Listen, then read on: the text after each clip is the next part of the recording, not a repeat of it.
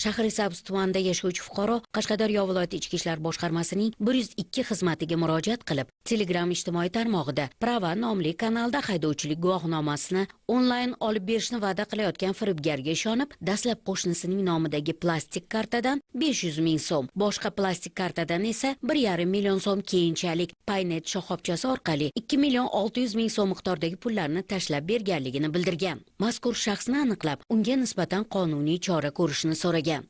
Viloyat Ichki ishlar boshqarmasi tezkor qidiruv xizmati, kiberxavfsizlik bo'limi xodimlari tomonidan olib borilgan tezkor qidiruv va texnik tadbirlar natijasida ushbu jinoyat Sirdaryo viloyati Guliston shahrida yashovchi 2003-yilda tug'ilgan shaxs tomonidan sodir etilganligi aniqlandi. Gumonlanuvchidan jinoyatni sodir etishda foydalanilgan plastik kartalar, telefon apparati daliliy ashyo sifatida hujjatlashtirib olindi. Mazkur holat yuzasidan Shahrisabz tumani Ichki ishlar bo'limi huzuridagi tergov guruhi tomonidan O'zbekiston Respublikasi Jinoyat kodeksining tegishli moddalari bilan jinoyat ishi qo'zg'atilib, tergov harakatlari olib borilmoqda.